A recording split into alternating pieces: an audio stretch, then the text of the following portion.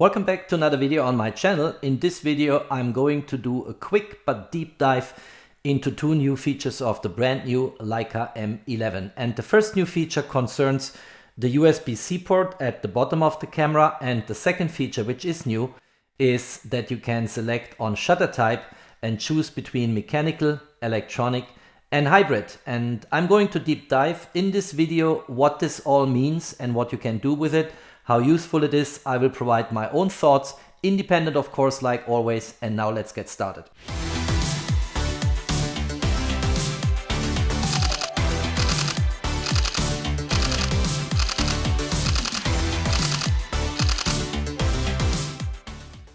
Let's start with the less complex topic first, namely the newly built-in USB-C port, which I can feel here with my finger at the bottom of the camera. And first of all, that port enables to cable wire your iPhone or your iPad with your Leica M11. And that cable actually is shipped in the box and is quite useful, because that means you don't have to rely on Bluetooth or Wi-Fi. You can just use a cable, connect the camera to your device, and then do remote shooting or transfer images. But clearly that's only a different way to connect your camera to your remote device. And I think the more exciting application of that USB-C port at the bottom of the camera actually is the option to charge it while shooting. And that is super interesting, in particular for longer sessions, or if you don't have a spare battery and you want to go for a longer session with your camera, you can actually, while shooting, charge your camera on the go. I actually tried this out today when shooting time lapses in Zurich, and I used a solar power pack here, which can be charged by solar power and is a power bank. And this one here has a USB-C port, and by a simple USB-C cable I actually connected this and wired it up with the camera's USB-C port, and it was charging. So let me quickly show you my setup and also proof of evidence that this is really working.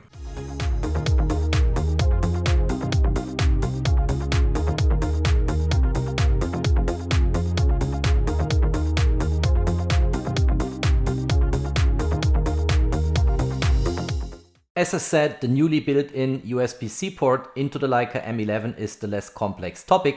All I wanted to say here is you can charge the camera and the battery on the go while shooting, and that's super useful if you go for longer sessions. You have no opportunity to replace the battery by a spare battery, or maybe simply you don't have one, then use a power bank and you're good to go. The more complex topic actually is mechanical versus electronic shutter. And I showed before in the settings where you can make your choice and select your preference. And in order to understand the difference between a mechanical and an electronic shutter, let's start with a slow motion video how the mechanical shutter in the Leica M11 is working.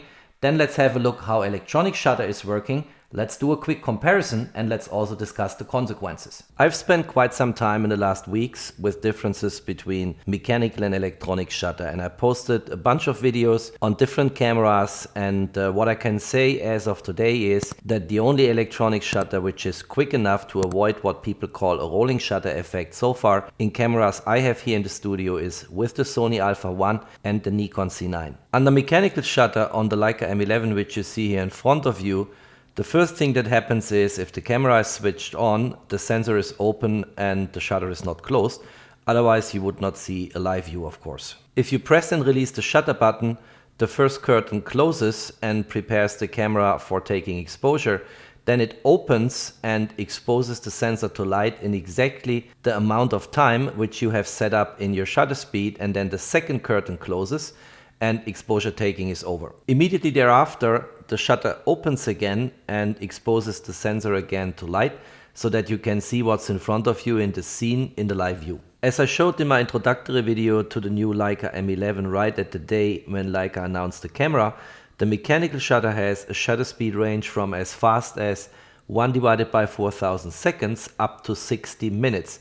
Whereas the electronic shutter has a shutter speed range from 60 seconds in its longest setting, and then as fast as 1/16,000 seconds. Electronic shutter on CMOS sensors like we have it in the Leica M11 has no mechanical parts, of course, and is reading out the sensor line by line from the top to the bottom of the sensor.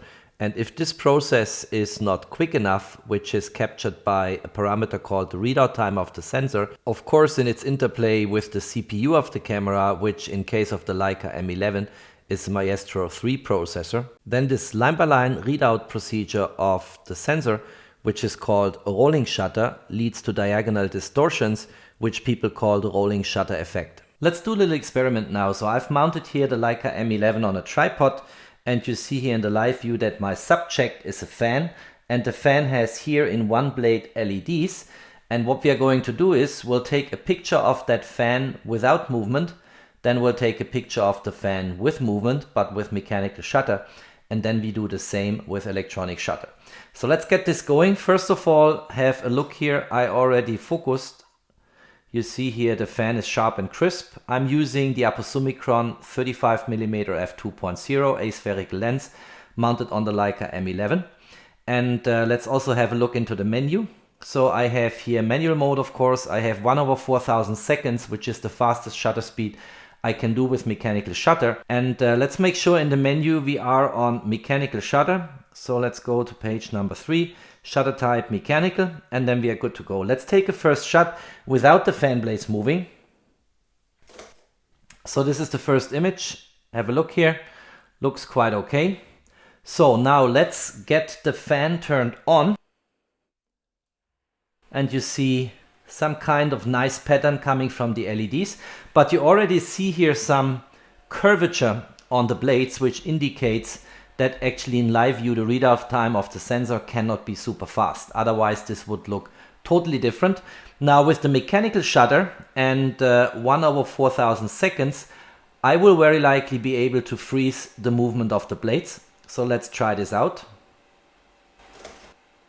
Yeah, and if you look here, that looks nice. It's actually quite nice. And clearly we have some noise in here based on ISO 6400, but in this way I was able to freeze the movement. Now let's switch to electronic shutter. Let's go here, electronic. And let's see what happens now, because that will be very interesting. I've seen this before because this is one of my usual tests for electronic shutter, but you will see in a second what happens here. See how this is splintered. So the fan is completely splintered on the blade side. Everything is no longer connected together. And that's typically what happens if you have a rolling shutter effect like we have it here on that CMOS sensor. Now, what are the practical implications of what we just saw? And the Leica M11 with its electronic shutter, because if you go on electronic shutter, it doesn't waste your mechanical parts in the mechanical shutter, in combination with USB charging on the go, is ideal for time lapses. But if in your scene in front of you, you have fast moving subjects, the rolling shutter effect will kick in. And in order to demonstrate how this looks like, let's have a look at the time lapse clip I recorded in Zurich during the city marathon.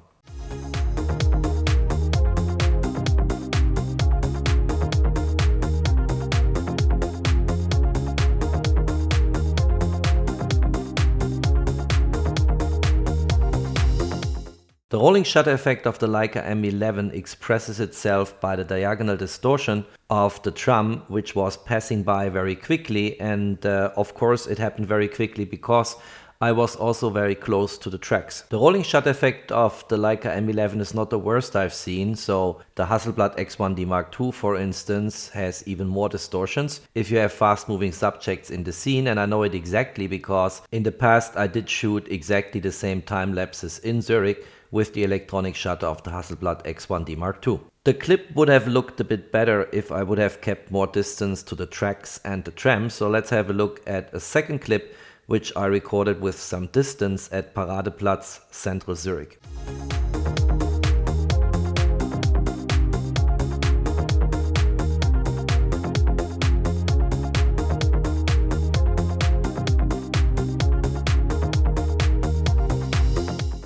This clip already looked much better, and clearly it's due to the fact that I kept some distance to faster moving subjects, because then they appear smaller on the sensor and the sensor in its readout process doesn't have to cover that much ground.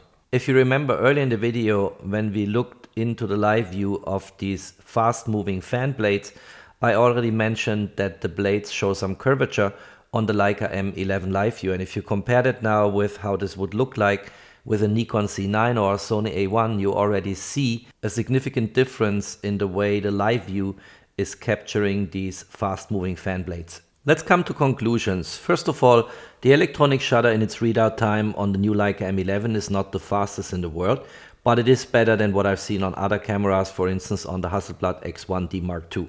Second, if you keep a reasonable distance to faster moving subjects, you will still be able with electronic shutter to capture nice time lapses. Third, and that's very important for Leica M shooters, with electronic shutter you finally do no longer need a neutral density filter in bright sunlight and very fast lenses if you open the aperture widest. And that is a big advantage and maybe is the main application of the electronic shutter for most Leica M shooters. I hope this video provided useful information to you on this new Leica M11 rangefinder. If you liked it, don't forget to drop me a thumbs up. Stay tuned on my channel, there is always more to come. Stay safe and healthy, and of course, peace out.